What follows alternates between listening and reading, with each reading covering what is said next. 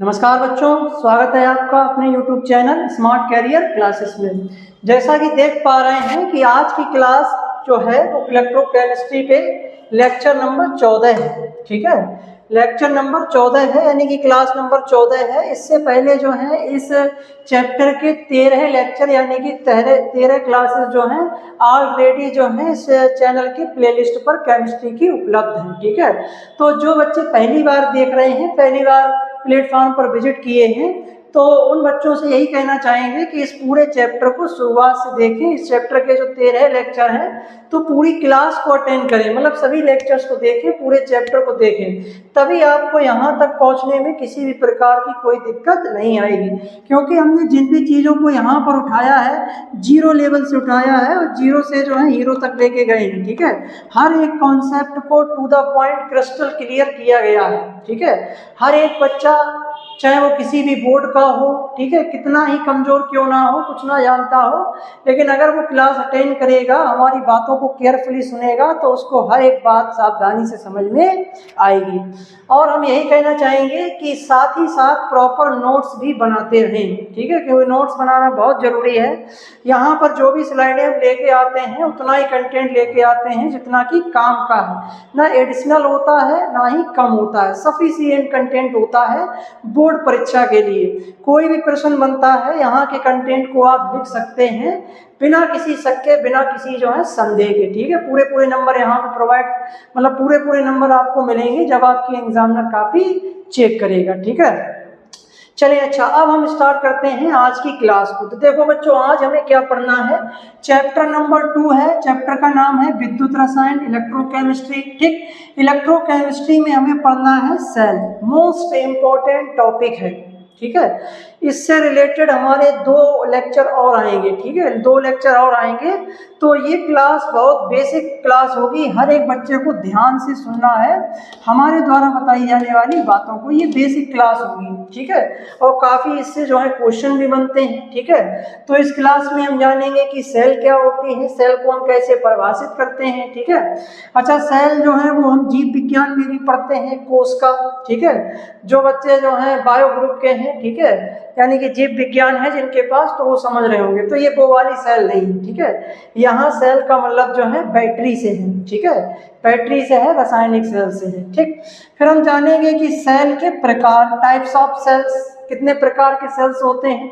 तो इसमें हम 2 टाइप के सेल पढ़ेंगे। द वन इज वैद्युत अपघटनी सेल यानी कि electrolytic cell, and second is वैद्युत रासायनिक सेल यानी कि इलेक्ट्रोकेमिकल सेल। तो ये 2 टाइप के सेल हम पढ़ेंगे। ठीक है, आज की क्लास में ये इन दोनों सेलों में से ये जो नीचे वाला है वैद्युत रासायनिक सेल, इसको हम गैल्वेनिक सेल या वोल्टीय सेल भी कहते हैं। इंटर के सिलेबस में इसका एक उदाहरण है डेनियल सेल, मोस्ट इम्पोर्टेंट है। ठीक है, काफ़ी महत्वपूर्ण है बोर्ड परीक्षा के पॉइंट ऑफ व्यू से, तो उसको कल की क्लास में डिस्कस करेंगे। केवल और केवल कल की क्लास होगी डेनियल सेल पे। सब कुछ डेनियल सेल के बारे में पूरा का पूरा पोस्टमार्टम कर दिया जाएगा। ठीक है, डायग्राम, उसकी संरचना, उसकी कार्यप्रणाली, वो कल की क्लास में। चलें अच्छा, स्टार्ट करते हैं आज की क्लास को। लेकिन इससे पहले एक जबरदस्त हमारा थॉट हो जाए। ठीक है, शिक्षा से रिलेटेड कोई मोटिवेशनल थॉट, ताकि बच्चे जो हैं पढ़ाई करने के साथ साथ उनको शिक्षा का महत्व भी पता लगे कि शिक्षा क्यों है, शिक्षा मतलब बच्चों के लिए क्यों बनाई गई, सामान्य शब्दों में कहें तो देखें, स्मार्ट कैरियर क्लासेस की तरफ से आज का एक बेहतरीन सा थॉट देखते हैं। देखो भाई, कह रहे हैं कि शिक्षा भविष्य का पासपोर्ट है। शिक्षा भविष्य का पासपोर्ट है, क्योंकि आने वाला कल उन्हीं का होता है जो आज इसकी तैयारी करते हैं। ठीक है, बड़ी ही बेहतरीन यहाँ पे बात लिखी गई। ये कहा गया है कि जो शिक्षा है, जो आज की शिक्षा हम ग्रहण कर रहे हैं, जो आज की हम एजुकेशन ले रहे हैं, वो शिक्षा हमारे आने वाले भविष्य का पासपोर्ट है। ठीक है, क्योंकि पासपोर्ट ऐसा है क्योंकि शिक्षा के द्वारा ही हमारा आने वाला कल बनेगा। हमारे द्वारा शिक्षा जो ग्रहण की जा रही है, शिक्षा के क्षेत्र में जब हम देते हैं, देखते हैं, तो जो भी हम कर रहे हैं, जिस फील्ड में हम वर्क कर रहे हैं, चाहे बायो का फील्ड हो, चाहे मैथ का फील्ड हो, चाहे कॉमर्स का हो, तो इसी से हमारा क्या है, भविष्य निर्भर करता है, हमारा करियर बनता है। ठीक है भाई, जो बायो ग्रुप से होगा वो अपने जो है बायो वाली लाइन में जाएगा। ठीक है, आगे डिप्लोमा वगैरह या कोई डॉक्टरी लाइन, नीट वगैरह की तैयारी करेगा। मैथ ग्रुप से होगा तो वो अपने बीटेक वगैरह या इंजीनियरिंग लाइन में जाएगा, ठीक है, मैथ के फील्ड में आगे वगैरह बढ़ेगा। तो इस तरीके से इसकी तैयारी जो एजुकेशन लाइन है इसी के माध्यम से हमारा क्या है, भविष्य निर्धारित हो रहा है। इसके अलावा देखें उद्देश्य, छात्र जीवन में आज की गई मेहनत और पढ़ाई आपके आने वाले कल को सुरक्षित और सम्मानजनक बनाती है। क्योंकि ये बात हमने पहले भी कही है कि शिक्षित व्यक्ति समाज में हर जगह सम्मान का पात्र होता है, हर जगह उसको रिस्पेक्ट मिलती है, रिस्पेक्ट से जो है उसको जो है प्रोवाइड की जाती है, सुरक्षित हमारा भविष्य बनेगा, ठीक है। चलें, अच्छा आज का कमेंट बॉक्स, आज का ये लेक्चर मतलब कैसा लगा, आज का ये क्वेश्चन कैसा लगा, कमेंट बॉक्स में टाइप करके जरूर बताएं। चलें, अच्छा स्टार्ट करते हैं आज की क्लास को। चलें, सभी बच्चे हमें ध्यान से सुने केयरफुली, ठीक है। वैसे तो ये सेल टॉपिक बहुत सरल है, ठीक है, कुछ नहीं है, यहाँ पर पॉइंट्स हम पढ़ेंगे। पहले हम परिभाषा जानेंगे, टाइप देख लेंगे। दो टाइप के सेल होते हैं, एक होता है वैद्युत अपघटनी सेल, एक होता है विद्युत रासायनिक सेल। फिर उनके हम कैरेक्टर पढ़ लेंगे, यानी कि गुणधर्मों को जान लेंगे, और बाद में जो है अंतर भी थोड़ा देख लेंगे, तो हमारे सेल वाला ये जो पूरा टॉपिक था ये समाप्त हो जाएगा। फिर इनमें से दोनों में से जो विद्युत रासायनिक सेल है, इसको बोर्ड परीक्षा में अलग से इसका क्वेश्चन बनता है, उसको कल की क्लास में डिस्कस करेंगे, ठीक है। चलें, अच्छा देखें भाई क्या कहते हैं। देखो यहाँ पे लिखा है, साफ साफ क्लियर है, सही एकदम क्लियर। देखो कह रहे हैं कि सेल एवं सेल के प्रकार, सभी बच्चे ध्यान से सुने, केयरफुली हमारी बातों को सुने। सेल एवं सेल के प्रकार, ये तो हमें आज के लेक्चर में पढ़ना है, सेल एंड इट्स टाइप। देखो सेल क्या है, व्हाट इज सेल। तो देखो वह वैद्युत रासायनिक युक्ति, वह वैद्युत रासायनिक युक्ति यानी कि डिवाइस जिसके द्वारा वैद्युत ऊर्जा को रासायनिक ऊर्जा में और रासायनिक ऊर्जा को वैद्युत ऊर्जा में परिवर्तित किया जाता है, सेल कहलाती है। क्या कहलाती है, सेल कहलाती है। तो यहाँ पर जो है बहुत ही सिंपल परिभाषा है कि सेल किसे कहते हैं, वह रासायनिक युक्ति, यानी कि वह एक रासायनिक युक्ति, वह केमिकल डिवाइस जिसके द्वारा हम वैद्युत ऊर्जा को रासायनिक ऊर्जा में बदल लें और रासायनिक ऊर्जा को वैद्युत ऊर्जा में बदल लें। तो ऐसी जो युक्ति होगी, ऐसा जो साधन होगा, ऐसा जो तंत्र होगा, उस पूरे सिस्टम को हम क्या कहेंगे, सेल कहेंगे, ठीक है। तो यहाँ पे हमने क्या जानने को मिला, क्या हमें सीखने को मिला कि इसमें हम क्या करेंगे कि कोई भी हम वैद्युत ऊर्जा को किसमें कन्वर्ट करेंगे, वैद्युत ऊर्जा जो होगी उसको हम कन्वर्ट कर सकते हैं अपने आवश्यकता अनुसार रासायनिक ऊर्जा में, ठीक है। वैद्युत ऊर्जा को हम कन्वर्ट कर सकते हैं रासायनिक ऊर्जा में और रासायनिक ऊर्जा को कन्वर्ट कर सकते हैं वैद्युत ऊर्जा में। ऐसी युक्ति को ही हम क्या कहते हैं, सेल कहते हैं। क्या कहते हैं, सेल कहते हैं। तो बस सिंपल से यहाँ पे परिभाषा है, ठीक। तो वह रासायनिक युक्ति जो वैद्युत ऊर्जा को रासायनिक ऊर्जा में बदले या रासायनिक ऊर्जा को वैद्युत ऊर्जा में बदले, उसी को हम सेल कहते हैं। अब इसी आधार पर कि सेल वैद्युत ऊर्जा को रासायनिक ऊर्जा में बदल रहा है या रासायनिक ऊर्जा को वैद्युत ऊर्जा में बदल रहा है, इस आधार पे सेल दो प्रकार के हो जाते हैं, ठीक है। एक होता है वैद्युत अपघटनी सेल, एक होता है वैद्युत रासायनिक सेल। वैद्युत अपघटनी जो सेल होता है वो क्या करता है, वो रासायनिक ऊर्जा को वैद्युत ऊर्जा में बदलता है, ठीक। और जो विद्युत रासायनिक सेल होता है ये रासायनिक ऊर्जा को वैद्युत ऊर्जा में बदलता है, ठीक है। तो इस आधार पर ही सेल हमारे दो प्रकार के होते हैं। चलें, अच्छा इसका स्क्रीनशॉट ले लें, बाद बाकी इसमें ज़्यादा कुछ है नहीं बताने लायक, स्क्रीनशॉट ले लें, ठीक। इसी को लिख लें, परिभाषा बस इतनी सी परिभाषा लिखनी है, इतनी समझ लेनी है, ठीक। चलें, अच्छा अब हम आगे बढ़ते हैं। अब हम जानेंगे सेल के प्रकार, यानी कि टाइप्स ऑफ सेल। देखें भाई सेल कितने प्रकार के होते हैं, तो टाइप्स ऑफ सेल, देखो ऊर्जा रूपांतरण के आधार पर सेल दो प्रकार के होते हैं। ऊर्जा रूपांतरण का मतलब कि वो विद्युत ऊर्जा को रासायनिक ऊर्जा में बदल रहा है या रासायनिक ऊर्जा को विद्युत ऊर्जा में बदल रहा है। तो इस आधार पर दो प्रकार के होते हैं। पहला होता है वैद्युत अपघटनी सेल, इसको इंग्लिश में कहते हैं इलेक्ट्रोलिटिक सेल।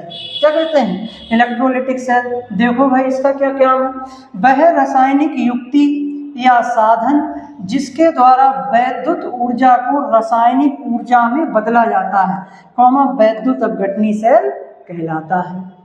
आई बस समझ में।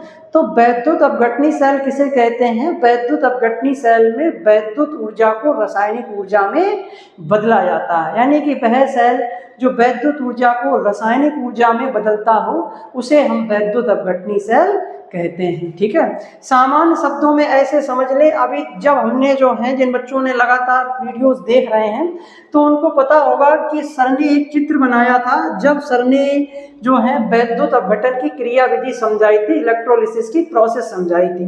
तो उसमें हमने एक पात्र लिया था, एक बीकर लिया था, उसमें हमने 2 छड़ों को डुबोया था। ठीक है, यहाँ पर समझ लें, हम यहाँ पे रफली बना दे रहे हैं, हालांकि इसका डायग्राम आगे आ रहा है। ठीक है, तो यहाँ पर हमने एक पात्र लिया, एक बीकर लिया और फिर उसमें हमने एक वैद्युत अपघट्य का विलयन भर लिया, जैसे NaCl का, HCl का, NaOH का। ठीक है, इसी भी वैद्युत अपघट्य का विलयन भर लिया। ठीक है, किसी आम्ल क्षार या लवण का।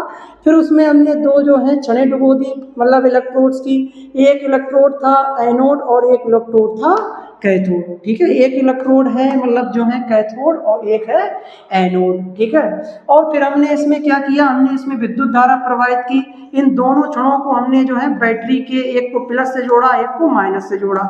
एक को प्लस से जोड़ दिया, एक को माइनस से जोड़ दिया। जिसको हमने प्लस से जोड़ दिया वो प्लस हो गया, यानी कि प्लस कौन होता है? तो ध्यान रखें, वैद्युत अपघटनी सेल में कैथोड जो होता है, ठीक है, वैद्युत अपघटनी सेल में जो कैथोड होता है वो ऋणावेशित होता है और जो एनोड होता है वो धनावेशित होता है। कैसा होता है? धनावेशित होता है। भाई इलेक्ट्रोड 2 टाइप के होते हैं ना, एक कैथोड होता है, एक एनोड होता है।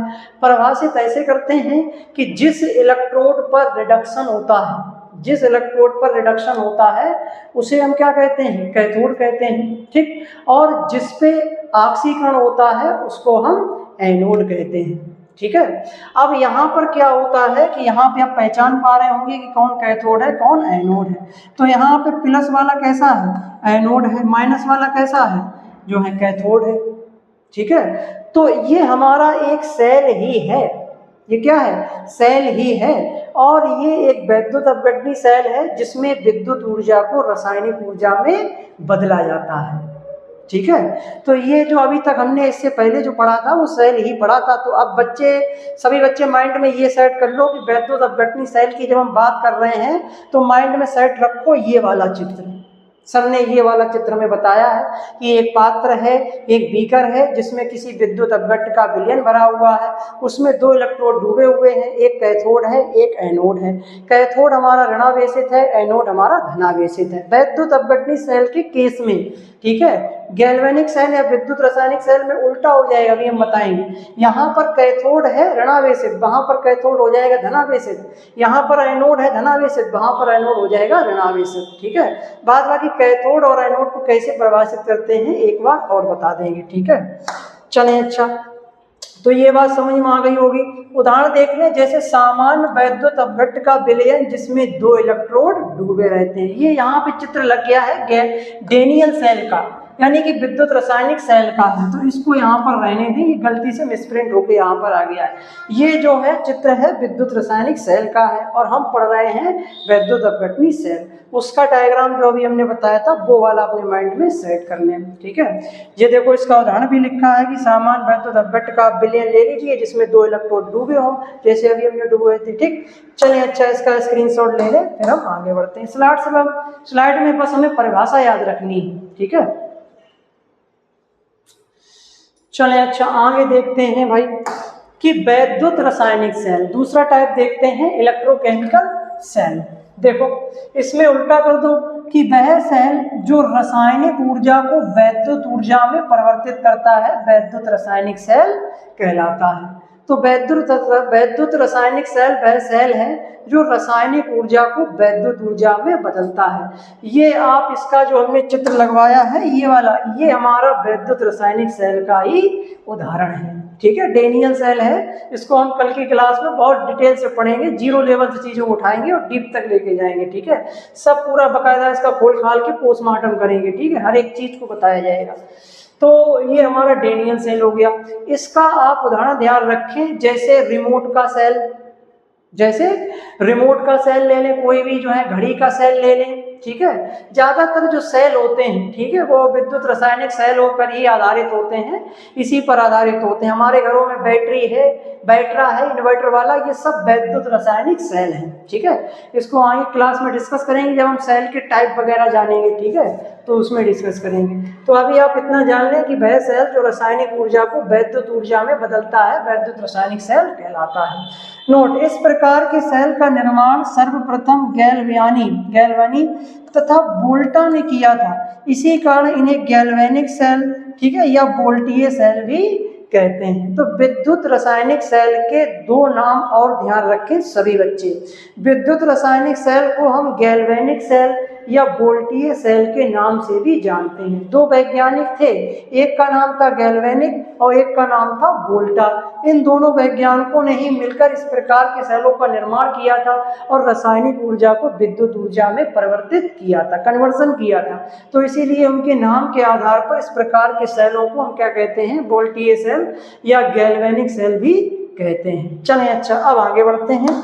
इस स्लाइड में इतना ही, ठीक है। ये परिभाषा लिख लें, चित्र वगैरह नहीं, चित्र जहाँ बनते हैं वहाँ पर हम बोल देते हैं कि ये वाला चित्र बच्चों बनेगा, ठीक है। केवल आप कंटेंट लिख लें, जो भी इसमें कंटेंट इस साइड लिखा है इसको लिख लें बेहतरीन तरीके से। चलें, अच्छा अब हम 1 बाय 1 करके दोनों सेल को डिटेल में अध्ययन करेंगे, ठीक है।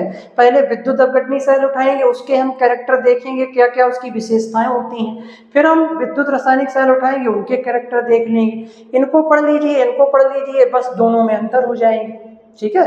तो इनके ज़्यादातर जो कैरेक्टर होंगे वो एक दूसरे के अपोजिट में होंगे, एक दूसरे के अपोजिट, तो कोई अंतर बनते चले जाएंगे, ठीक है। तो सभी बच्चे ध्यान से सुने केयरफुली।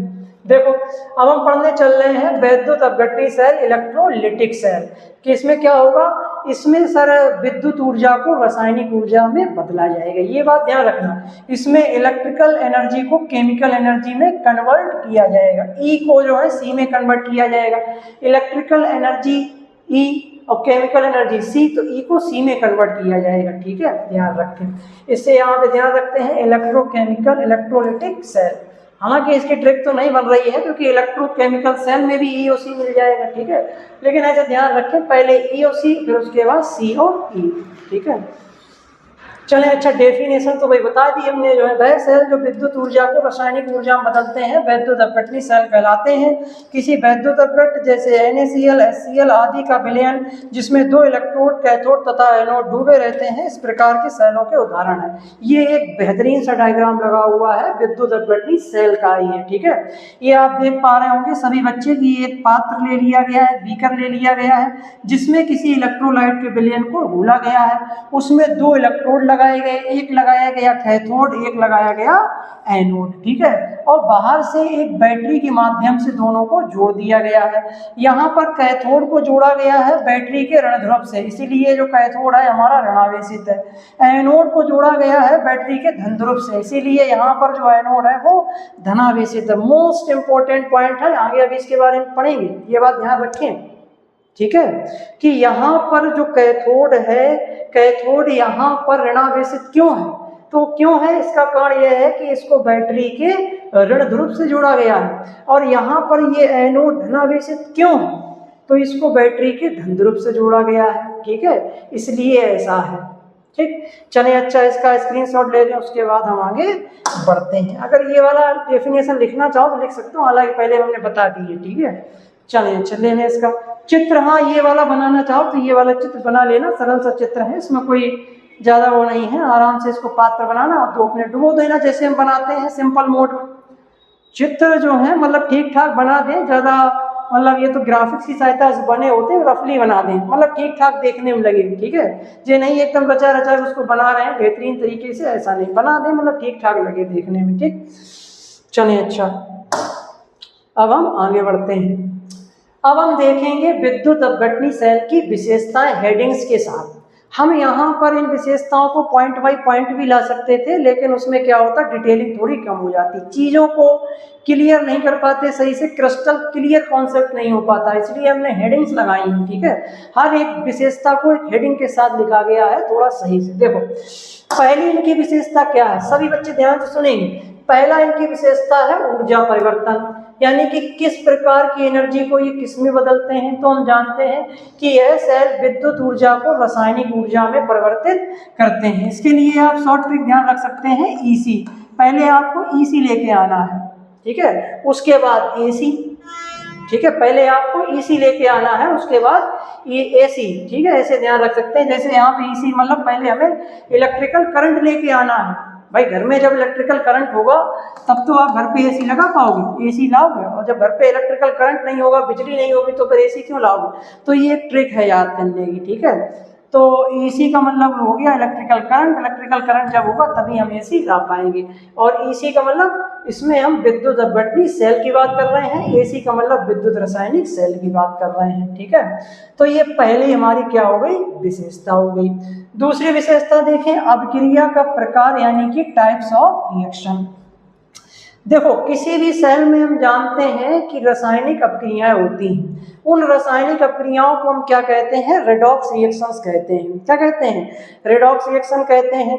क्यों, क्योंकि इसमें विलयन में जो हम इलेक्ट्रोड डुबाएंगे कैथोड और एनोड को, तो यहाँ पर कैथोड पर क्या होता है, ध्यान रखें, यहाँ पर कैथोड पर होता है रिडक्शन। बच्चों ध्यान देना, कैथोड पर यहाँ पर क्या होता है, रिडक्शन होता है, ठीक। और एनोड पर यहाँ पर होता है ऑक्सीडेशन, यानी कि ऑक्सीकरण होता है। इस बात को ध्यान रखें, हमने पहले बताया, इस बात को गांठ बांध लें, ठीक है, कि कैथोड पर सदैव रिडक्शन होता है, एनोड पे सदैव ऑक्सीडेशन होता है।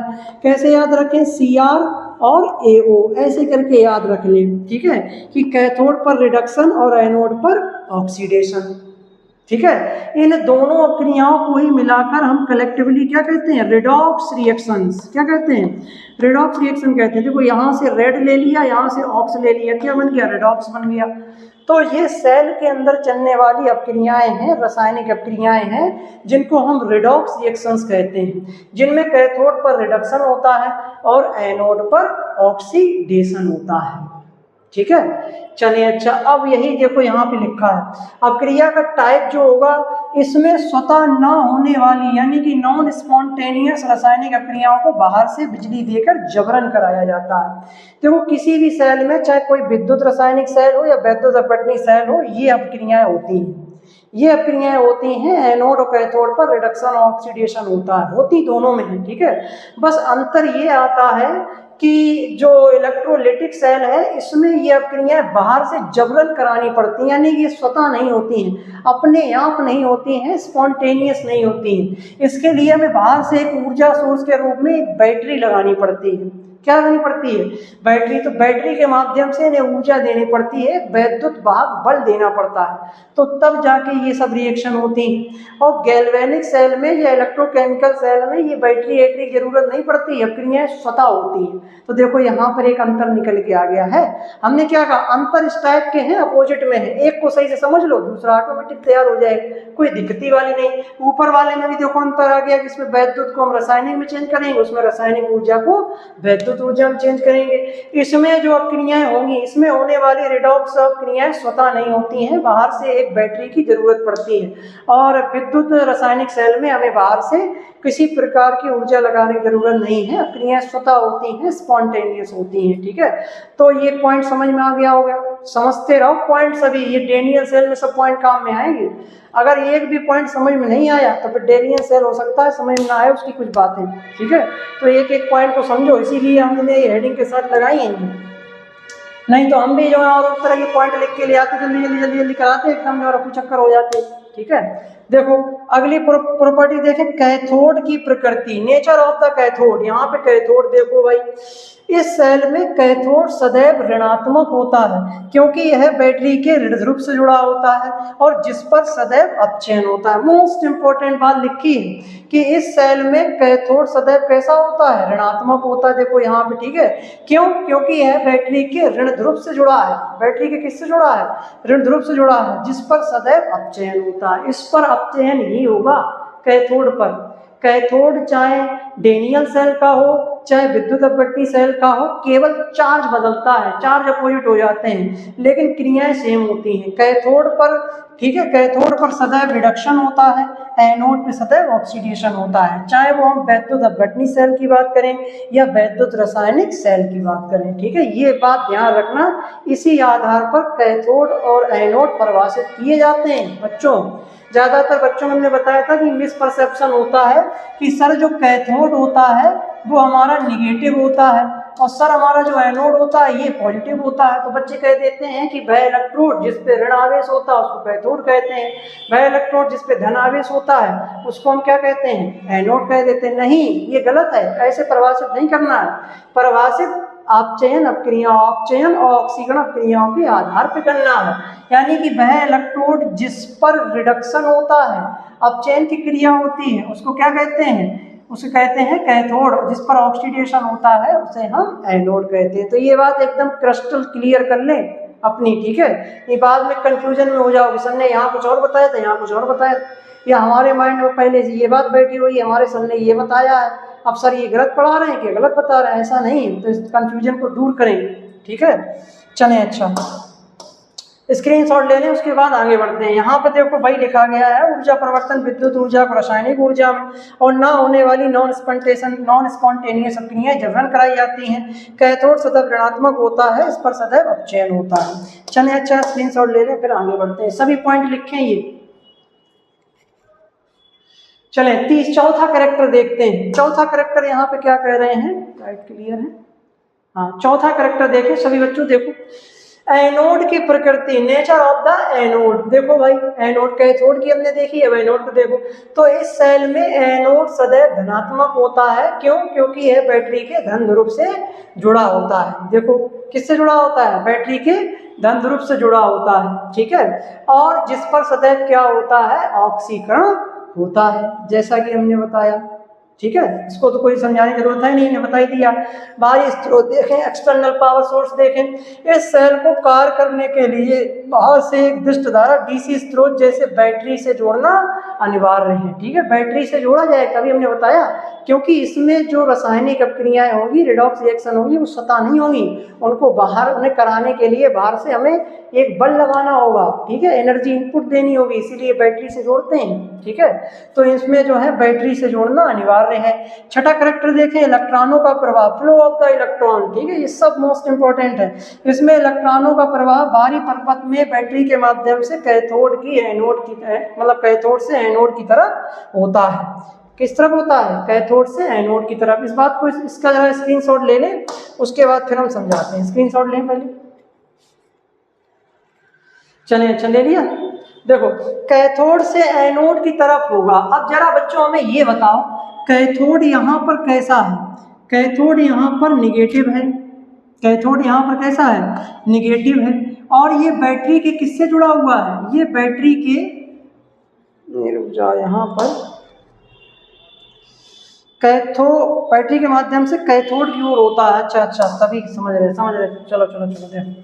इसमें कहने मतलब ये है कि इसमें जो इलेक्ट्रॉनों का परिवहन होता है वो सदैव एनोड से कैथोड की ओर होता है। किस तरफ होता है, एनोड से कैथोड की तरफ होता है, ठीक है। ऐसे इलेक्ट्रॉनों का अभिगमन होगा, ये ऐसे इलेक्ट्रॉन आ रहे हैं, ठीक है। ये बात दोनों के लिए एप्लीकेबल है, चाहे हमारा वैद्युत अपघटनी सेल हो, चाहे हमारा वैद्युत रासायनिक सेल हो। अब देखें जरा ये इलेक्ट्रॉन कहाँ से आ रहे हैं, तो जरा देखें, जैसे यहाँ पे मान के चलें कि हमने NaCl का घोल तैयार किया, NaCl डाला, अब यहाँ पर Na+ आयन होंगे, Cl- होंगे।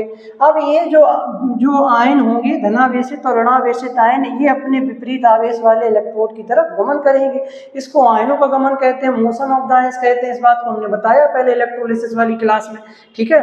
तो इसमें जैसे क्लोराइड आयन कहाँ जाएगा, एनोड की तरफ जाएगा, सोडियम आयन कहाँ जाएंगे, कैथोड की तरफ जाएंगे। तो देखो अपोजिट चार्ज वाले की तरफ जा रहे हैं, प्लस वाला माइनस की तरफ, माइनस वाला प्लस की तरफ। अब जरा क्लोराइड को ध्यान दें, क्लोराइड आयन के ऊपर कैसा चार्ज है, निगेटिव। निगेटिव क्यों है, क्योंकि इसके पास एक्स्ट्रा इलेक्ट्रॉन है। जितने भी क्लोराइड आयन होंगे ये सब मूव करके कहाँ पे जाएंगे, एनोड की तरफ जाएंगे, ठीक है। एनोड की तरफ जाके यहाँ पर अपने सभी इलेक्ट्रॉन ये दान कर देंगे, सभी इलेक्ट्रॉन दे देंगे, सभी अपने इलेक्ट्रॉन त्याग देंगे। वो सब इलेक्ट्रॉन कहाँ आएंगे?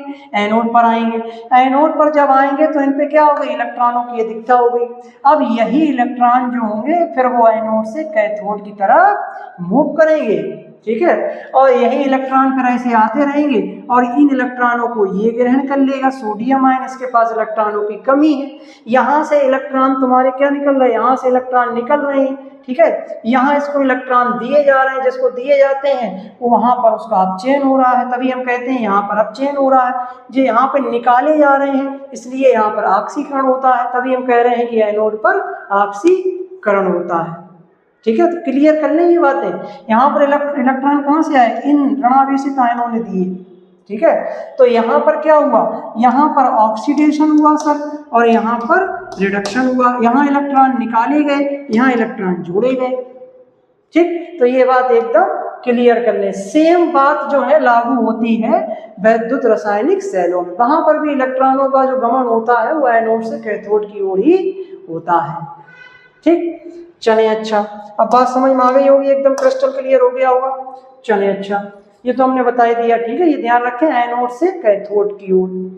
चले 7वां करैक्टर देखते हैं, आयनों का गमन, मूवमेंट्स ऑफ आयंस, कि आयंस किस तरह मूव करते हैं। भाई सीधी सीधी बात है, अभी हमने बताया कि जो धनावेशित आयन होंगे वो अपने विपरीत आवेश वाले इलेक्ट्रोड की तरफ जाएंगे, जो ऋणावेशित आयन होंगे वो अपने विपरीत आवेश वाले इलेक्ट्रोड की तरफ जाएंगे। जैसे यहाँ पे देखो सोडियम आयन है तो ये कैथोड की तरफ जा रहा है, ऋण ध्रुव की तरफ जा रहा है, ऋणावेशित इलेक्ट्रोड की तरफ। और यहाँ पर ये क्लोराइड आयन है, ठीक है, साइन कलर लगा दिए हैं। तो क्लोराइड जो आयन होगा वो किस तरफ जाएगा? एनोड की तरफ जाएगा, ठीक है। तो ये भी क्लियर है। विद्युत धारा प्रवाहित करने पर धनायन सोडियम आदि कैथोड की ओर तथा ऋणायन क्लोराइड आदि एनोड की तरफ गति करते हैं, ठीक। इलेक्ट्रोड की स्थिति देखें, पोजीशन ऑफ इलेक्ट्रोड देखें तो दोनों इलेक्ट्रोड एक ही वैद्युत अपघट्ट के विलयन या गलित रूप में डूबे रहते हैं। इस प्रकार के वैद्युत अपघटनी सेल की मुख्य विशेषता ये है कि इसमें एक ही पात्र चाहिए, एक ही पात्र में दोनों इलेक्ट्रोड डूबे रहते हैं, जबकि वैद्युत रासायनिक सेल में दो अलग अलग पात्र चाहिए और उन दोनों पात्रों में एक एक जो है इलेक्ट्रोड डुबोया जाएगा। एक में एनोड डूबा होगा, एक में कैथोड डूबा होगा, ठीक है। अभी आगे की स्लाइड में हम दिखाएंगे तो दोनों में अंतर हो जाएंगे। तो एक ये भी अंतर हो गया कि देखो दोनों इलेक्ट्रोड एक ही वैद्युत अपघट्ट के विलयन या गलित रूप में डूबे रहते हैं, इसमें एक ही डूबे हैं। और वैद्युत रासायनिक सेल में ऐसे दो पात्र चाहिए, एक यहाँ डुबो देंगे, एक यहाँ डुबा देंगे और फिर उन दोनों को वोल्ट मीटर के माध्यम से वायर के थ्रू जोड़ देंगे। आगे बात समझ। तो देखो इसमें एक ही पात्र है, इसमें दो पात्र हैं, इसमें दोनों इलेक्ट्रोड एक ही पात्र में डूबे हैं, इसमें दोनों इलेक्ट्रोड अलग अलग पात्र में डूबे हुए हैं, ठीक है। चलें अच्छा, सेल की बनावट जरा देख लें। सेल कंस्ट्रक्शन क्या है? इस सेल की पूरी बनावट के लिए केवल एक ही बीकर या पात्र की आवश्यकता होती है, यानी कि सेल की पूरी बनावट के लिए जैसा हमने बताया केवल एक ही पात्र की जरूरत होगी, ठीक। चलें अच्छा, इसका स्क्रीनशॉट ले लें, उसके बाद हम आगे बढ़ते हैं। लिख लें ये बात, बाकी चित्र तो वही घूम फिर के वही चित्र आ रहे हैं। चलें अच्छा, 9वां पॉइंट, ठीक है। अच्छा 10वां कैरेक्टर देखें जरा, 10वां कैरेक्टर देखें, लवण सेतु की अनुपस्थिति, absence of salt bridge, absence of salt bridge. एक ही पात्र में होने के कारण इस सेल में लवण सेतु साल्ट ब्रिज की कोई आवश्यकता नहीं होती है। जब हम जो है विद्युत रासायनिक सेलों को देखते हैं तो उसमें एक इलेक्ट्रोड इसमें है, एक इलेक्ट्रोड इसमें है, और ये दोनों इलेक्ट्रोड वोल्ट मीटर के द्वारा एक मतलब जो है वैद्युत तार के द्वारा जुड़े रहते हैं और इनमें एक यू आकार की कांच की नली लगी रहती है, ठीक है। इसका क्या काम है, क्या रोल है, क्या महत्व है, इसे कल की क्लास में डेनियल सेल जब पढ़ेंगे तब डिस्कस करेंगे। तो ये जो आप यू आकार की नली देख रहे हैं, ठीक है, इस नली को कहते हैं लवण सेतु, साल्ट ब्रिज। तो इस साल्ट ब्रिज की आवश्यकता केवल और केवल विद्युत रासायनिक सेल में होती है, विद्युत अपघटनी सेल में नहीं होती है, हरगिज नहीं होती, ठीक। तो ये इसमें लिखा है, नहीं होती उसमें होती है। मात्रात्मक नियम देख लें, क्वांटिटेटिव लॉ देख लें। क्वांटिटेटिव लॉ क्या है? इस सेल में इलेक्ट्रोड पर जमा होने वाले पदार्थ की मात्रा फैराडे के विद्युत अपघटन के नियम का पालन करती है, यानी कि इस सेल में इलेक्ट्रोड पर जो भी पदार्थ यहाँ पर जमा होगा वो पदार्थ जो जमा हो रहा है वो फैराडे के नियम का पालन करेगी। फैराडे के नियम को हमने बताया है, फैराडे वाली क्लास तो उसमें बताया है कि किसी भी इलेक्ट्रोड पर मुक्त हुए या जमे हुए पदार्थ की मात्रा यानी कि जो W है वो प्रभावित किए गए आवेश Q के समानुपाती होती है। तो वो बात यहाँ पर लागू होगी, ठीक है। और अगर श्रेणी क्रम से दो सेल जोड़ लिए हैं तो फिर हमारा वही W1/W2 बराबर E1/E2, ये दूसरा वाला फार्मूला, दूसरा वाला नियम भी लग जाएगा, ठीक है। तो कहने का मतलब ये है कि यहाँ पर फैराडे के नियम लागू हो जाते हैं। चलिए अच्छा स्क्रीनशॉट ले लें। तो ये हमारे हो गए 11 विशेषताएं, 11 कैरेक्टर्स, ठीक है, किसकी? विद्युत अपघटनी सेल की। बहुत इंपॉर्टेंट है, एक एक पॉइंट को बारीकी समझना है। बस एक सेल को अच्छे से समझ लें, आप समझ लें कि हमने जो है दूसरा सेल भी समझ लिया। विद्युत अपघटनी सेल के बारे में जो भी हमने पॉइंट बताए हैं, एक एक पॉइंट को बारीकी से सीख लें, समझ लें, कॉन्सेप्ट क्रिस्टल क्लियर कर लें। विद्युत रासायनिक सेल एकदम हलवा हुआ है, समझो, बस समझ में आ गए वो भी, ठीक है। तो ज़्यादा उन पर फोकस करने की हमें ज़रूरत नहीं पड़ेगी क्योंकि हमने यही इतना समझा दिया। अब इसका उदाहरण देख लेते हैं। देखो उदाहरण जैसे जिंक क्लोराइड का यहाँ पे ले रहे हैं। देखो विद्युत अपघटनी सेल का एक उदाहरण, जिंक क्लोराइड का विद्युत अपघटन कराएंगे इलेक्ट्रोलिसिस ऑफ ZnCl2। यहाँ पर आप देख रहे हैं वैद्युत अपघटनी सेल को, देखें जरा ध्यान से। ये वैद्युत अपघटनी सेल का एक डायग्राम बना हुआ है।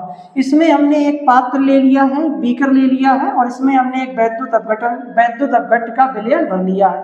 उदाहरण हम ले रहे हैं यहाँ पे ZnCl2 का। ZnCl2 को घोलेंगे तो यहाँ पर Zn+2 आयन बनेंगे और Cl नेगेटिव माइनस आयन बनेंगे। तो यही तो सब आयन होंगे, क्योंकि इसका आयोनाइजेशन हो जाएगा। इसका क्या हो जाएगा? आयोनाइजेशन हो जाएगा। तो इस तरीके के यहाँ पर क्या होंगे? सभी आयन होंगे। ये हमारा कैथोड होगा जो कि कैसा होगा? ऋणावेशित होगा। ये हमारा एनोड होगा जो कि कैसा होगा? धनावेशित। कैथोड ऋणावेशित इसलिए होगा क्योंकि इसको बैटरी के ऋण ध्रुव से जोड़ा गया है। एनोड धनावेशित इसलिए होगा क्योंकि इसको बैटरी के धन ध्रुव से जोड़ा गया है, ठीक। आयनों का गमन कैसे होगा? तो वही हमने बताया कि ये हमारा ऋणावेशित है, तो इस तरफ कौन से आयन मूव करेंगे? धनावेशित, अपोजिट चार्ज वाले। तो प्लस वाले जो होंगे वो इस तरफ मूव करते हुए आएंगे, इस तरफ जाएंगे, ठीक है। यहाँ से इनको इलेक्ट्रॉन मिलते रहेंगे। देखो इस चित्र में इलेक्ट्रॉनों के प्रभाव को भी बताया गया है। इलेक्ट्रॉन ये एनोड से निकल रहे हैं और फिर यहाँ से होते हुए ये सीधे इलेक्ट्रॉन कहाँ पर आ रहे हैं? सीधे इलेक्ट्रॉन ये आ रहे हैं कैथोड पर, ठीक है। कैथोड पर ये फिर जाके इलेक्ट्रॉन ले रहे हैं, ये लेकर उदासीन हो रहे हैं। यहाँ पे जिंक जो है इकट्ठा होती चली जा रही है, ठीक है। अच्छा एक बात जानते हो बच्चों, जहां पर यहाँ पर क्या हो रहा है? अपचयन। जिस क्षण पर अपचयन होता है, अपचयन किस पे होता है? कैथोड पर। वो क्षण मोटी होती चली जाती है, वो क्षण मोटी होती चली जाती है, इसका वजन बढ़ता चला जाएगा, इसका वेट बढ़ता चला जाएगा। क्यों?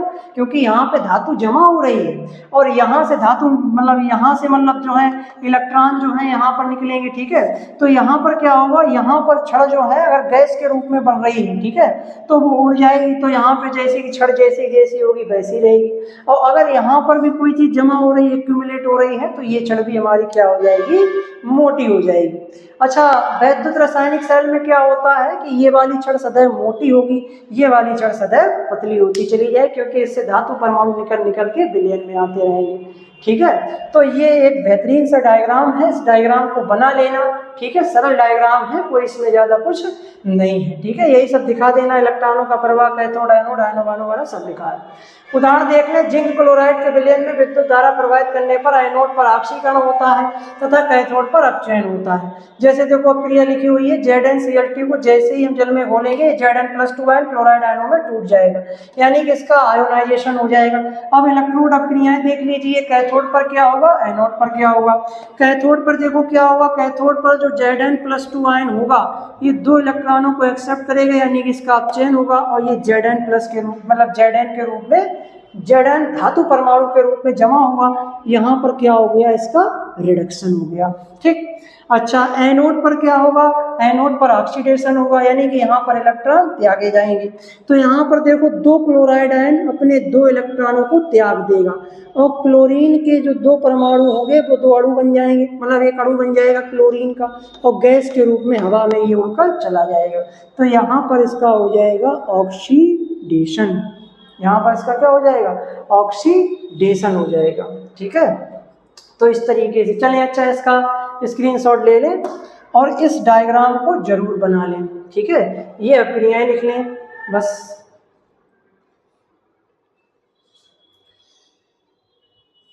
चलें, अच्छा अब हम आगे की तरफ मूव करते हैं।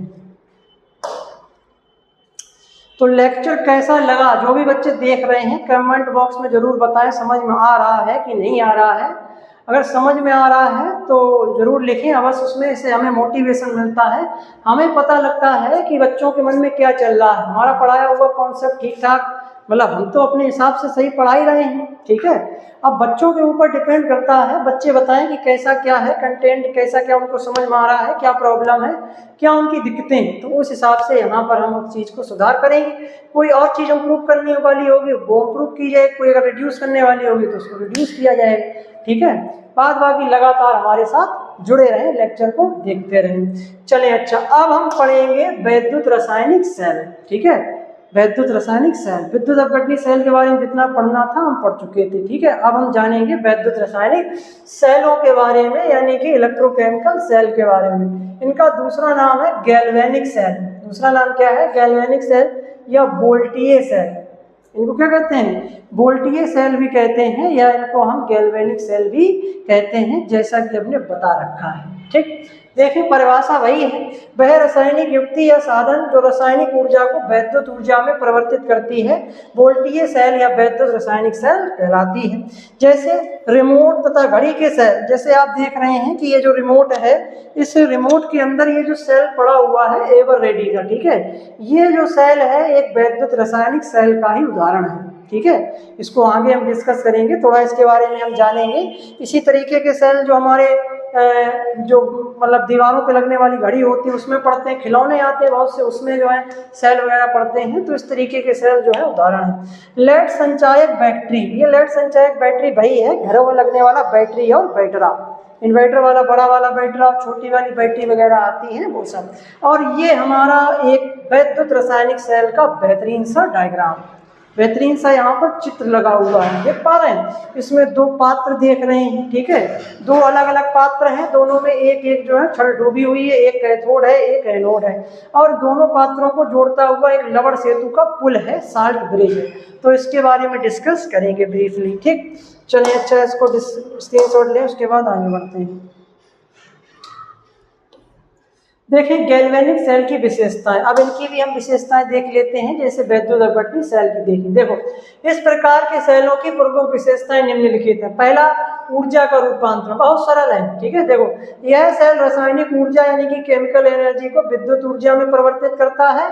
इसके अंदर रासायनिक यौगिकों में रेडॉक्स अपक्रियाओं से ही विद्युत धारा यानी कि बिजली पैदा होती है, ठीक है। बिजली तो दोनों पैदा होती है, चाहे विद्युत अपघटनी सेल हो चाहे विद्युत रासायनिक सेल हो, ठीक है। विद्युत अपघटनी सेल में बस बाहर से हमें थोड़ी बैटरी लगानी पड़ती है अपक्रियाएं, ताकि ये हो जाए रेडॉक्स अपक्रियाएं, ऑक्सीकरण अपचयन, तो इसके लिए हमें बाहर से थोड़ी ऊर्जा लगानी पड़ती है, एनर्जी देनी पड़ती है, एनर्जी आउटपुट। लेकिन इसमें हमें किसी प्रकार की एनर्जी आउटपुट की जरूरत नहीं है। भाई इसमें सेल डाला है तो इसमें क्या हम कोई एनर्जी दे रहे हैं, क्या इसको चार्ज कर रहे हैं, क्या इसको बैटरी से लगाया, नहीं लगाया है, ठीक है। तो इस तरीके से तो इनमें बिजली पैदा होती है, तो इसमें रासायनिक ऊर्जा को विद्युत ऊर्जा में बदला जाएगा और उसमें विद्युत ऊर्जा को रासायनिक ऊर्जा में बदलते थे।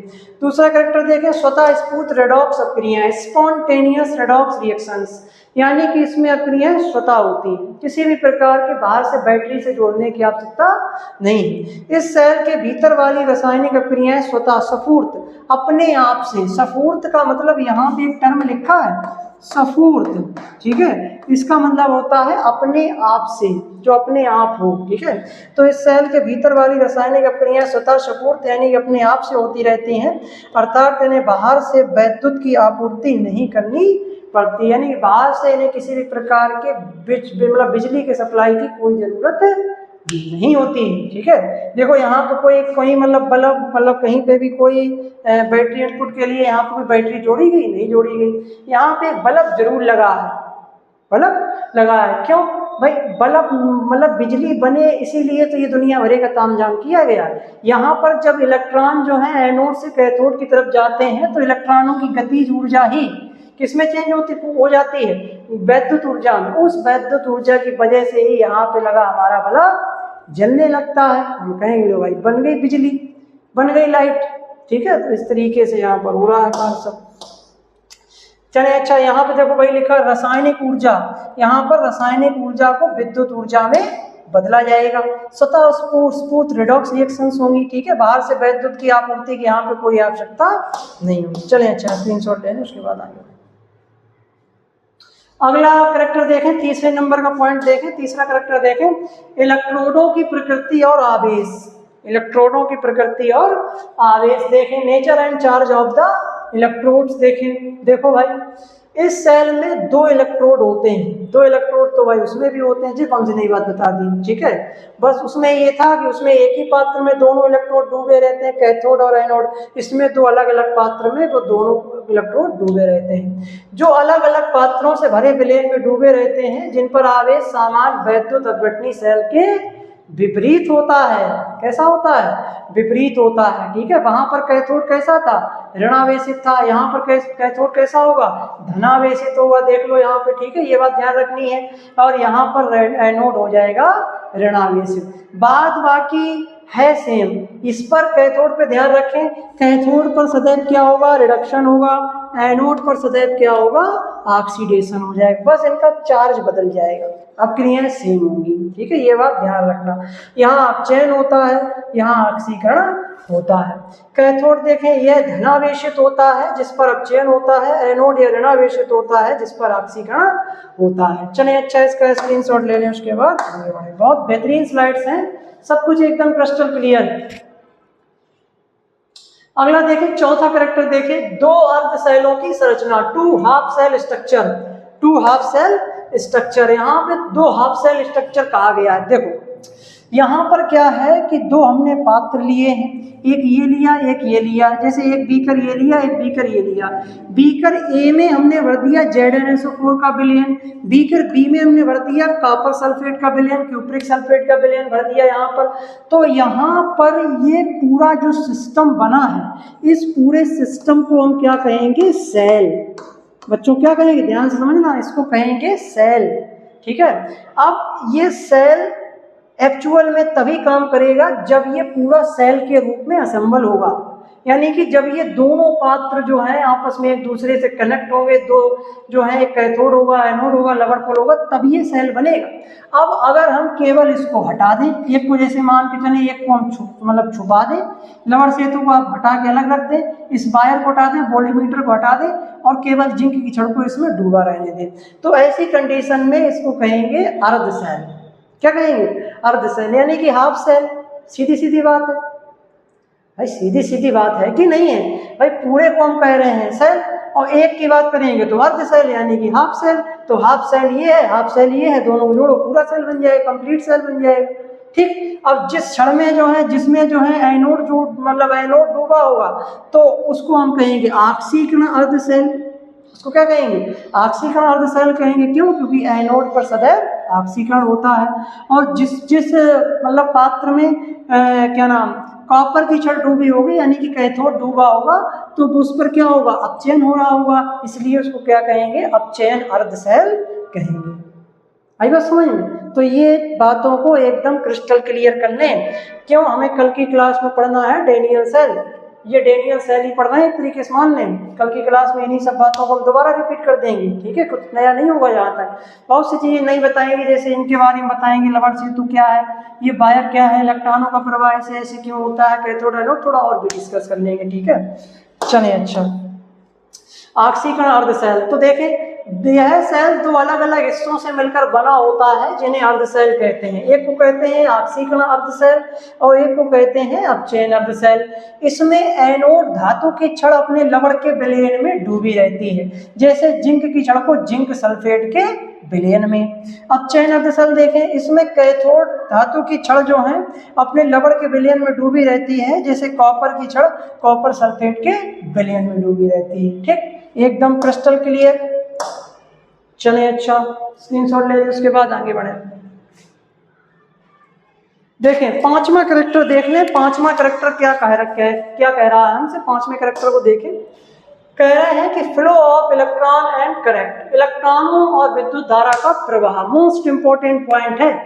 देखें इस सेल में इलेक्ट्रॉन बाहरी परपथ में एनोड से कैथोड की ओर जबकि आंतरिक परपथ में कैथोड से एनोड की ओर गमन करते हैं। मोस्ट इंपोर्टेंट, ठीक है, इलेक्ट्रॉनों का परिवहन जो होता है चाहे विद्युत अपघटनी सेल हो चाहे विद्युत रासायनिक सेल हो सदैव एनोड से कैथोड की तरफ ही होता है। दोनों में कॉमन है ये, वहां पर भी एनोड से कैथोड की तरफ जाते हैं और यहाँ पर भी देखो जो इलेक्ट्रॉन है वो एनोड से कैथोड की तरफ ही जा रहे हैं। तो बाहरी परिपथ में इलेक्ट्रॉन एनोड से कैथोड की तरफ जाएंगे।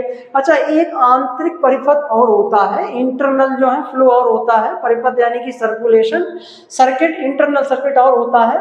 तो उसमें जो है ऋणावेशित और धनावेशित आयनों का मूवमेंट होता है दोनों तरफ बाई डायरेक्शनल, ठीक है। तो इस बात को हम कल की क्लास में डेनियल सेल में डिस्कस करेंगे क्योंकि ये थोड़ा डीप में हमें जाना पड़ेगा, ठीक है। तो इस बात को अभी रहने दें, ठीक है। अभी केवल इतना जान लें कि चाहे विद्युत रासायनिक सेल हो चाहे विद्युत अपघटनी सेल हो दोनों ही सेलों में इलेक्ट्रॉन सदैव एनोड से कैथोड की तरफ जाते हैं। ये बाहरी परिपथ कहलाता है, एक्सटर्नल सर्किट कहलाता है जिसमें इलेक्ट्रॉनों का परिवहन होता है। एक होता है आंतरिक परिपथ, इंटरनल सर्किट, इसमें आयनों का मूवमेंट होता है दोनों डायरेक्शन में, ठीक है। ये जो लवण सेतु है इसके द्वारा धनावेशित आयन इस तरफ आएंगे, ठीक है, इस तरफ ऋणावेशित आयन जाएंगे, तो इस तरीके से दोनों डायरेक्शन में होगा। तो उसको कल की क्लास में डिस्कस करेंगे, आज रहने दें वो, ठीक है। विद्युत धारा का प्रवाह देखें, पारस्परिक नोट पारंपरिक, ठीक है, यानी कि पारंपरिक नियम के अनुसार, ठीक है, नॉर्मल नियम है, ठीक है, फिजिक्स में पढ़ते हैं कि करंट जो है हमेशा इलेक्ट्रॉनों के विपरीत दिशा यानी कि कैथोड से एनोड की तरफ बहता है। ये फिजिक्स का जनरल सा रूल है, ठीक है। फिजिक्स में जब हम चैप्टर पढ़ते हैं विद्युत धारा वाला तो उसमें ये बात हमने बताई जाती है कि जिस डायरेक्शन में इलेक्ट्रॉन जा रहे हैं तो विद्युत धारा सदैव उसके अपोजिट डायरेक्शन में बहेगी। इलेक्ट्रॉन जा रहे हैं इस डायरेक्शन में तो विद्युत धारा आई जो है इस डायरेक्शन में बहेगी। अब इलेक्ट्रॉन यहाँ पर एनोड से कैथोड की तरफ जा रहे हैं तो विद्युत धारा जो होगी वो कैथोड से एनोड की तरफ बहेगी, ठीक है। तो ये बात ध्यान रखें। चलें, अच्छा, लवण सेतु की उपस्थिति, प्रेजेंस ऑफ साल्ट ब्रिज, जैसा हमने बताया कि वहां पे हमें साल्ट ब्रिज की कोई आवश्यकता नहीं थी, यहाँ पे साल्ट ब्रिज देखो लगा हुआ है, ठीक है। इसको भी हम कल डिटेल में जानेंगे कि लवण सेतु क्या है जब हम डेनियल सेल पढ़ेंगे। देखो, दोनों अर्ध सेलों के विलयनों को आपस में जोड़ने के लिए एक यू आकार की नली का उपयोग किया जाता है जिसे लवण सेतु साल्ट ब्रिज कहते हैं। क्या कहते हैं? साल्ट ब्रिज कहते हैं। ये दोनों प्रकार के विलयनों को आपस में जोड़ने के लिए, देखो ये है लवण पुल, साल्ट ब्रिज। ये कांच के यू आकार की नली है जिसमें साल्ट भरे रहते हैं, अक्रिय साल्ट भरे रहते हैं, ठीक है, कल डिस्कस करेंगे। तो उसको उल्टा करके इसमें रखा जाता है। इसके द्वारा क्या होता है, आंतरिक परिपथ में आयनों का गमन होता है और ये हमारे दोनों अर्ध सेलों को आपस में कनेक्ट करती है और एक कंप्लीट सर्किट का निर्माण करती है, ठीक है। अभी इतना ध्यान रखें, यह दोनों तरफ के विलयनों की विद्युत उदासीनता को बनाए रखता है और परिपथ को पूरा करता है। परिपथ पूरा होता है एवं विद्युत उदासीनता बनी रहती है, ठीक है। चलें, अच्छा, स्क्रीनशॉट ले लें, उसके बाद आगे बढ़ते हैं। छठे नंबर का ये हो गया और है 2-4 पॉइंट बस।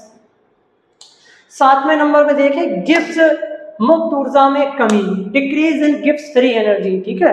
अब जरा हमें ये बताइए कि विद्युत अपघटनी सेल में क्या किया जा रहा है। विद्युत अपघटनी सेल में इलेक्ट्रिकल एनर्जी को केमिकल एनर्जी में कन्वर्ट किया जा रहा है। तो यहाँ पर जो विद्युत ऊर्जा है उसको केमिकल एनर्जी में कन्वर्ट किया जा रहा है। तो इस सेल की विद्युत ऊर्जा घटेगी या बढ़ेगी? विद्युत ऊर्जा घटेगी, बढ़ेगी। भाई जो इलेक्ट्रिकल एनर्जी है वो सब कन्वर्ट हो रही है केमिकल एनर्जी में, तो विद्युत ऊर्जा, विद्युत धारा यहाँ घटेगी बढ़ेगी? तो यहाँ पर घटेगी। तो सर यहाँ पर डेल्टा जी का मान कैसा होगा? निगेटिव होगा। डेल्टा जी का मान निगेटिव होगा। किसके लिए? वहाँ हमने बताया नहीं, ये पॉइंट स्किप कर गया है, ठीक है, उसको हमने लिखा भी नहीं था। तो ये विद्युत अपघटनी सेल की बात कर रहे हैं। अब जरा हम बात कर लेते हैं क्या नाम, विद्युत रासायनिक सेल की, जिसमें हम केमिकल एनर्जी को इलेक्ट्रिकल एनर्जी में चेंज कर रहे हैं, केमिकल एनर्जी को इलेक्ट्रिकल एनर्जी में चेंज कर रहे हैं। तो यहाँ पर क्या होगा, यहाँ पर ऊर्जा का मान बढ़ेगा। यहाँ पर ऊर्जा का मान क्या होगा? बढ़ेगा। देखें, इस सेल के कार्य करने पर इसकी गिब्स मुक्त ऊर्जा डेल्टा जी का मान ऋणात्मक होता है, अर्थात ऊर्जा में कमी आती है जो बिजली के रूप में क्या होती है? प्रकट होती है। देखो यहाँ थोड़ी मिस्टेक हो रही है, चाहे ये वाला हो चाहे ये वाला हो, दोनों में ही डेल्टा जी का मान कैसा होता है? निगेटिव होता है। कैसा होगा, नेगेटिव होगा। ठीक है, इसमें भी देखो नेगेटिव आएगा और इसमें भी क्या आएगा, नेगेटिव आएगा, इसीलिए हमने इस पॉइंट को वहां पर नहीं रखा। ठीक है, ये थोड़ा अंतर के पॉइंट ऑफ व्यू से देख रहे थे तो इसलिए थोड़ा माइंड जो है इस तरफ डायरेक्ट कर गया। ठीक है, तो ये ध्यान रखें कि डेल्टा जी भी नेगेटिव है और यहाँ पर डेल्टा जी भी नेगेटिव, दोनों में डेल्टा जी नेगेटिव होता है, अर्थात ऊर्जा में कमी आती है जो बिजली के रूप में प्रकट होती है। ऋणात्मक डेल्टा जी ऊर्जा में कमी जो कि बिजली विद्युत धारा के रूप में प्रकट होती है। ठीक है, चलिए अच्छा स्क्रीनशॉट ले लें इसका भी जल्दी से, उसके बाद हम आगे बढ़ते हैं। चले अच्छा, तो आज की क्लास में इतना ही, आज की क्लास में हमें इतना ही जानना था, लेकिन जाते जाते हम यहाँ पर एनोड और कैथोड के बारे में क्लियर करना चाहेंगे। ठीक है, बच्चे क्लियर करने बाद में दिक्कत होती है। ठीक है, देखो सदैव ध्यान रखें कि जो हमारा कैथोड होता है, ठीक है, कैथोड और एनोड हम यहाँ पर लिखे दे रहे हैं। ठीक है, इसकी अपनी मतलब स्लाइड स्क्रीनशॉट ले लेना। ठीक है, यहाँ पे हमने लिख दिया, यहाँ पर हम लिख रहे हैं वैद्युत अपघटनी सेल, क्योंकि ये पॉइंट क्लियर होना बहुत जरूरी है। ठीक है, और तो सब क्लियर हो जाते हैं लेकिन इसमें पॉइंट में बच्चे कंफ्यूजन में हो जाते हैं, भटक जाते हैं। वैद्युत अपघटनी सेल ध्यान नहीं देते हैं, कंफ्यूजन में बने रहते हैं, तो इस कंफ्यूजन को दूर करें। और यहाँ पर हम लिख रहे हैं वैद्युत रासायनिक सेल, अपने अच्छे से सही से लिख लेना। ठीक है, हम तो ऐसे रफली लिखे दे रहे हैं और हमारी राइटिंग भी ऐसी है, कोई ज़्यादा राइटिंग खास नहीं है। ठीक है, देखो तो कैथोड यहाँ पे लिख दिया, एनोड यहाँ पे लिख दिया। वैद्युत अपघटनी सेल में हमारा जो कैथोड होता है वो कैसा होता है, नेगेटिव होता है। ठीक, एनोड कैसा होता है, पॉजिटिव होता है। ठीक, वैद्युत रासायनिक सेल में आप जस्ट इसका अपोजिट कर दीजिए, कैथोड पॉजिटिव होता है, एनोड हमारा नेगेटिव होता है, ये अपने सही से लिख लेना। ठीक, और चाहे हमारा कैथोड जो है वैद्युत अपघटनी सेल का हो चाहे वैद्युत रासायनिक सेल का हो, कैथोड पर ऑलवेज सदैव और सदैव क्या होता है, रिडक्शन होता है। क्या होता है बच्चों, रिडक्शन होता है, ये बात ध्यान रखना, ये बहुत इंपॉर्टेंट है। ठीक है, और एनोड पर सदैव होता है ऑक्सीडेशन, यानी कि ऑक्सीकरण, केवल चार्ज बदल जाते हैं दोनों में। ठीक है, लेकिन जो क्रियाएं होती हैं दोनों क्रियाएं दोनों में सेम होती हैं, चाहे हमारा कैथोड विद्युत अपघटनी सेल का हो चाहे विद्युत रासायनिक सेल का हो, दोनों के ही कैथोड में सदैव रिडक्शन होगा और एनोड में सदैव ऑक्सीडेशन होगा। तो ये मोस्ट इम्पॉर्टेंट बात है, इसको ध्यान रखें, इसको क्या रखें, ध्यान रखें। ठीक है, ये कभी ना भूलें। तो आइंदा से कैथोड और एनोड को चार्ज के आधार पर परिभाषित नहीं करना। ठीक है, कोई पूछे कि कैथोड किसे कहते हैं तो तुरंत जवाब देना कि वह इलेक्ट्रोड जिस पर रिडक्शन होता है उसे कैथोड कहते हैं, वह इलेक्ट्रोड जिस पर ऑक्सीडेशन होता है उसको एनोड कहते हैं। ठीक है, अदरवाइज इनके ऊपर चार्ज माइनस भी हो सकता है प्लस भी हो सकता है। ठीक है, ये हमने बता दिया, वैद्युत अपघटनी सेल में माइनस है और वैद्युत रासायनिक सेल में पॉजिटिव है। ठीक है, तो ये बात एकदम क्रिस्टल क्लियर होनी चाहिए, ये बात हम रोज रोज क्रिस्टल क्लियर नहीं करेंगे, रोज रोज नहीं बताते करेंगे। ठीक है, एक बार में समझ लें। बाद बाकी विद्युत अपघटनी सेल और विद्युत रासायनिक सेलों में जो भी अंतर थे उन सभी अंतरों को हमने ब्रीफली यहाँ पे डिस्कस किया है। इन सभी अंतरों को पढ़ लेने के पश्चात अब आप अपने स्तर पर स्वयं से विद्युत रासायनिक सेल और विद्युत अपघटनी सेल में एक अंतर की टेबल भी बना सकते हैं। तो ये आपके लिए होमवर्क हो जाएगा कि सभी बच्चे जो हैं अंतर की टेबल अपने हाथों से तैयार करेंगे। यहाँ हर कोई चीज़ पकी पकाई अगर मिल जाएगी, बनी बनाई मिल जाएगी तो फिर बच्चे क्या करेंगे। ठीक है, बच्चों को भी अपने तरफ से कुछ करना है, अपना माइंड चलाएं। ठीक है, चीज़ों को सीखें, गलतियां करेंगे, गलतियां होनी चाहिए, क्योंकि जिस व्यक्ति ने आज तक गलती नहीं की उस व्यक्ति ने आज तक कुछ भी नया सीखने का प्रयास नहीं किया, नया करने का कोई भी कोशिश नहीं की। जो व्यक्ति गलतियां करता है वही कुछ नया करता है, नया कुछ सीखता है। तो अंतर पहले आप जो है रफ में लिख लें। ठीक है, फिर उनको एक बार पढ़ लें। ठीक है, दोनों में तुलना कर लें, जहाँ पर कोई मिस्टेक हो, कंफ्यूजन हो कि सर इस बात में हमें दिक्कत है, कंफ्यूजन है, तो कमेंट बॉक्स में टाइप करें, उसका जो है कंफ्यूजन दूर किया जाएगा। तो ये अंतर जो है स्वयं लिख लेना, डिफरेंस। ठीक है, इन अंतरों को स्वयं लिखेंगे सभी बच्चे अपनी जो है फेयर कॉपी में। ठीक है, हालांकि ऑनलाइन बच्चे हमारे साथ जुड़े हैं, यहाँ क्लास में तो है नहीं कि कॉपी चेक कर लें, जिस बच्चे ने नहीं लिखा उसको 2-4 रख दिया हमने, हम तो रख देते हैं। ठीक है, तो ऑफलाइन में जो बच्चे कोचिंग पढ़ने आते हैं तो अगर वो नालायकी देते हैं, नहीं पढ़ते हैं, तो उनको रखना पड़ता है। भाई क्या करें, हमारा काम ही यही है बच्चों का भविष्य बनाना। बच्चे अगर गलती करेंगे, बात नहीं मानेंगे, तो भाई क्या करें, मजबूरी में जो है 2-4 लगाने पड़ते हैं।